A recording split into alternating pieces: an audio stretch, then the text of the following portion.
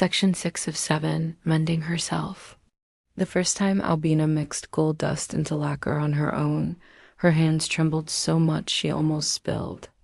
Hiroki had guided her before, steady as a mountain, his voice calm when hers faltered. But this time she was alone. She sat at her desk, the broken teacup before her. The golden lacquer gleamed like liquid sunlight, and she felt both reverence and fear. She dipped the brush, heart hammering, and touched it to the first seam. The lacquer spread thin and glistening, settling into the fracture. She exhaled slowly, as though afraid a single breath might shatter it again. This is what she had learned. Patience. Edges soften with patience. First the trembling hands, then the thin, careful strokes, feeling her way along the charred lines. Each fracture demanded patience. Each seam required her to pause, align, adjust. And in that patience, Albina felt something shift. She was not only repairing porcelain, she was tracing her own hidden lines, mapping the parts of herself she had long declared unworthy. The broken cup became a mirror. With every stroke, memories surfaced. The harsh word to Lena, the moments of self-condemnation, the years spent masking grief with perfection. Instead of pushing them down, she let them rise. She touched them gently in her mind, the way she touched the porcelain now, not as stains to erase, but as cracks to acknowledge. Her hand slipped, and lacquer streaked across the rim unevenly. Instinct flared, imperfect, ruined, but she stopped herself. She set down the brush, stared at the irregular line, and let her pulse slow. Not ruined, she whispered again, the phrase she had spoken weeks ago. The line was crooked, yes, but it gleamed. It belonged. Something inside her loosened further. Her own restoration work became a metaphor. Each painstaking stroke echoed the labor of accepting herself, flaws and all. Every delicate touch brought her closer to wholeness. In the days that followed, Albina began carrying the lessons beyond the workbench. She allowed her shelves to hold a little disorder, books stacked sideways, a stray paper left out. At first, her body resisted, fingers itching to correct, to align. But she forced herself to let the small imperfections remain. And to her surprise, the apartment felt less like a museum and more like a place where someone lived. She even began cooking differently. Where once she measured every spice to exactness, now she allowed herself a pinch by instinct. One evening she burned the onions. The acrid smoke filled the kitchen, and she nearly cursed aloud. But instead of discarding the pan, she stirred in fresh herbs and let the bitterness become part of the flavor. When she tasted it, she laughed. Truly laughed. For the first time in years. Her hands, steady as they held the cup, shook with mirth, not lacquer and gold, but something far more precious, life lived, loved, and now cherished. As dusk settled over the city, casting long shadows in her room, Albina stood before her shelves, the teacup in her hands. Its fractures, now filled with threads of gold, seemed to catch the fading light.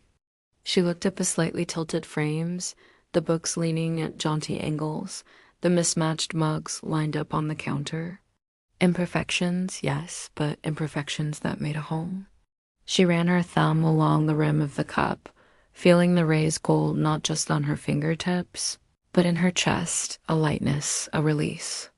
For years, her life had been a tightly woven melody, each note perfectly placed, each action precise.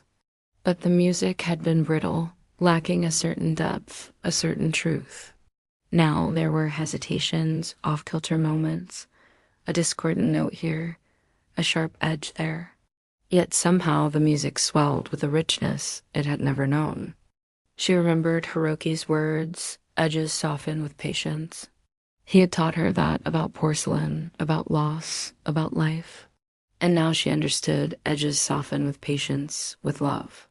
One day she would mend the world, he had said. And maybe she was doing that too, piece by imperfect piece, laugh line, chipped tooth, smudged fingerprint. These were the edges of her, the places where light broke through to reveal the intricate patterns within.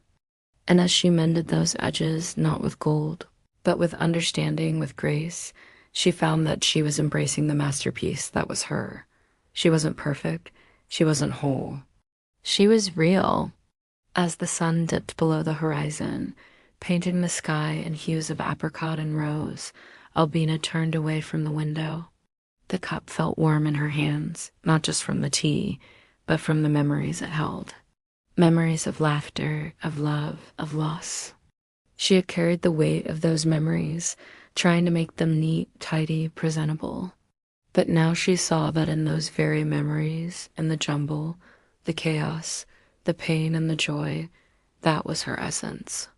There was the day Lena had come to her, eyes shining, to show off the painting she had finished. There was the first time Albina had tasted honeysuckle wine, its sweetness lingering on her tongue. There was the memory of her parents' voices, their words echoing through the corridors of her mind. Each memory was a shard, and together they formed a mosaic. A mosaic of a life well lived, a life that had loved and lost, a life that had found beauty amidst the broken pieces.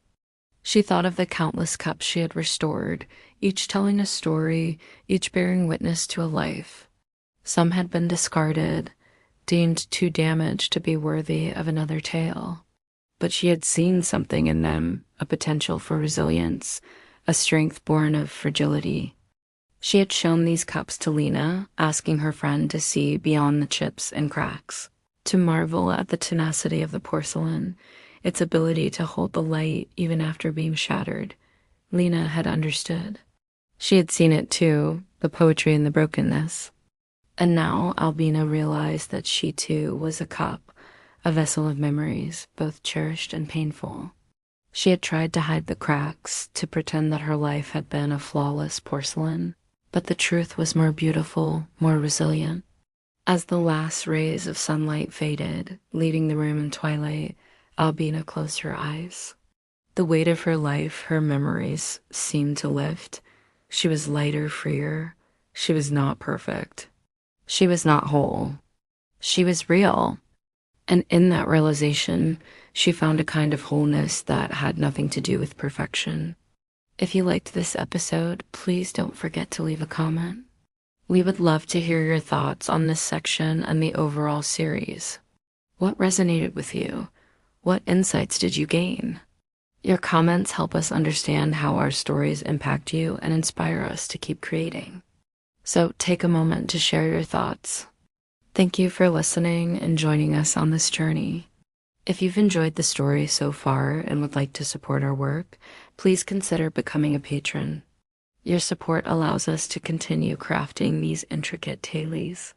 The link to our page is provided below. Before we part ways, remember to tune in next week for the continuation of our story. Until then, carry a piece of the story in your heart and let its wisdom guide you through your week.